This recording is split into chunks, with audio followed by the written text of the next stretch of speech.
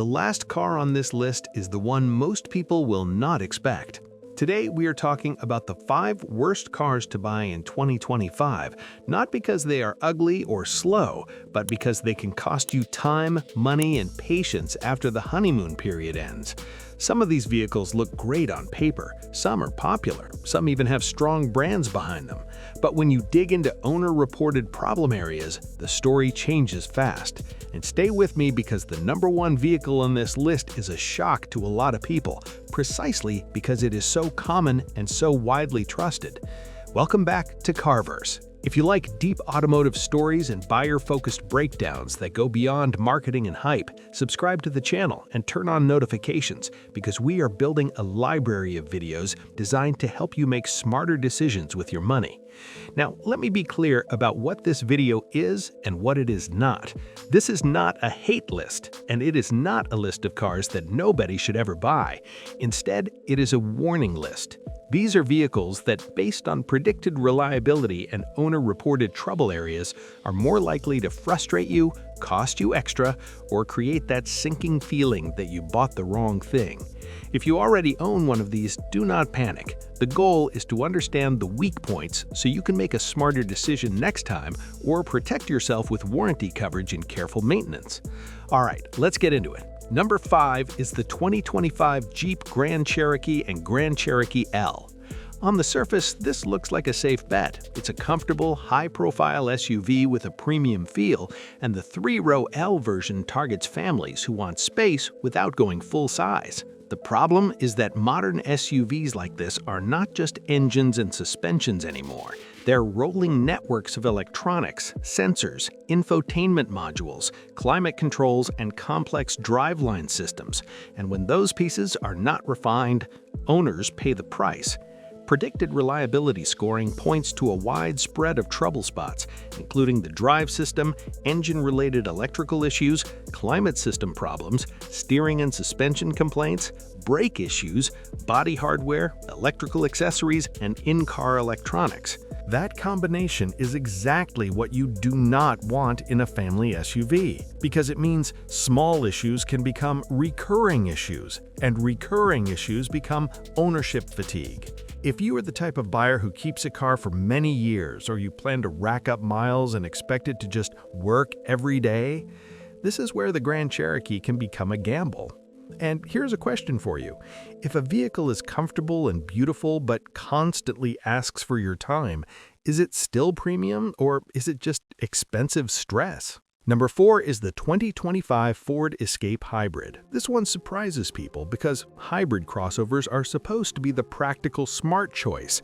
They promise efficiency, lower fuel costs, and a calmer ownership experience. But reliability predictions highlight trouble spots that are particularly worrying for anyone buying a hybrid to reduce long-term risk.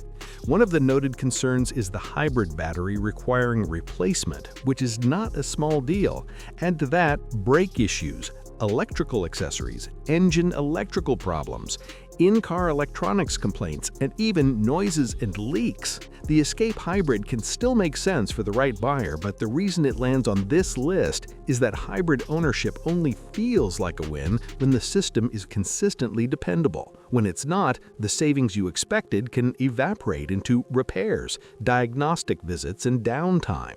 And let's talk honestly for a second. The reason people buy a compact hybrid SUV is not because it is exciting.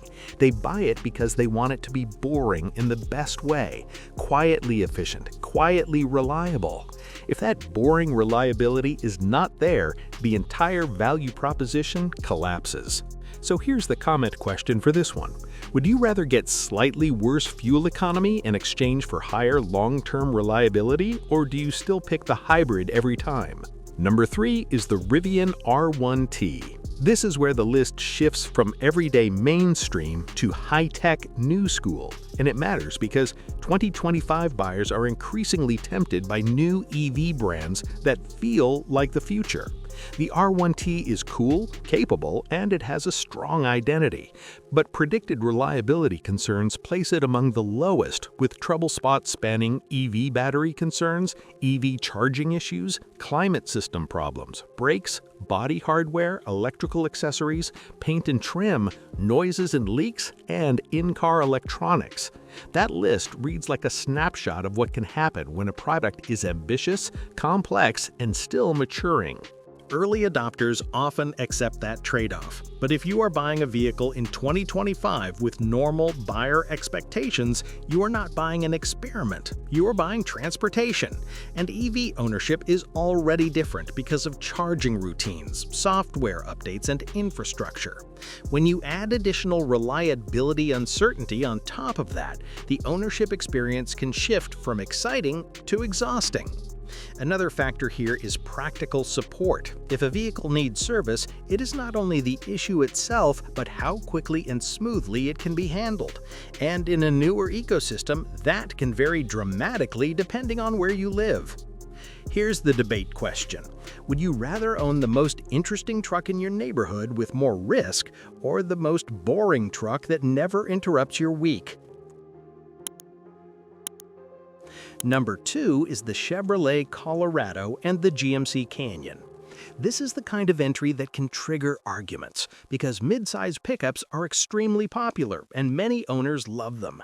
But predicted reliability scoring places these closely related trucks near the very bottom, with trouble spots including engine issues, minor transmission problems, electrical accessories, point and trim complaints, noises and leaks, body hardware issues, and in-car electronics. The reason this matters is that pickups often live harder lives. They tow, they haul, they spend time on rough roads, and owners expect toughness. If you're buying a truck, you are usually buying it for confidence, and when you combine engine concerns, shifting concerns, and electronics concerns, the thing that suffers most is confidence, because it is not one big catastrophic failure that ruins ownership. It is the repeated small issues that slowly change the way you feel about your vehicle. You stop trusting it.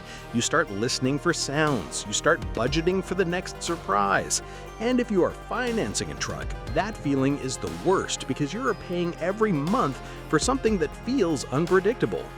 Here's the question that always sparks a real comment section. When you buy a truck, what matters most to you? Durability, capability, or technology?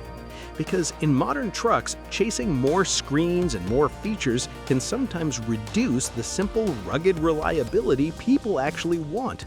And now we're at number 1, the most surprising vehicle on this list, the 2025 Ford F-150 PowerBoost Hybrid.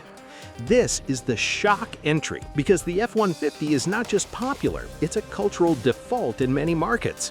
People buy it assuming it's a safe bet, assuming parts are everywhere, assuming the platform is proven. The PowerBoost hybrid version, in theory, adds efficiency and torque to an already strong formula. But predicted reliability scoring places it at the absolute bottom of the least reliable 2025 models list, with trouble spots including transmission concerns, drive system issues, climate system problems, electrical accessories, in-car electronics, and hybrid battery concerns. This is exactly the type of combination that can make a modern vehicle feel like a constant software and hardware negotiation rather than a tool you can depend on. And it creates a weird dilemma, because when a truck is this capable, owners forget a lot. They rationalize problems, they accept updates, they accept recall visits, they accept quirks. But if you are buying in 2025 and you want to minimize risk, you have to separate brand reputation from the specific powertrain and complexity you are actually choosing. The lesson here is not that the F-150 is a bad truck. The lesson is that adding layers of complexity to a vehicle that people buy for durability changes the risk profile. Hybrid systems can be excellent when they are mature and refined, but when predicted reliability highlights major system categories, it is a warning sign for buyers who need their vehicle to work without drama. So here's the final question for you, and I really want you to answer it in the comments. Would you take a reliability risk to get the best powertrain and features, or would you choose the simpler version even if it is less impressive on paper? If you found this breakdown useful and you want the next video in this series, subscribe to CarVerse and hit like so the algorithm knows you want more buyer-focused analysis. And tell me what list you want next: the 5 best cars to buy in 2025, the 5 best used cars to buy under a certain budget, or the 5 cars with the worst depreciation traps.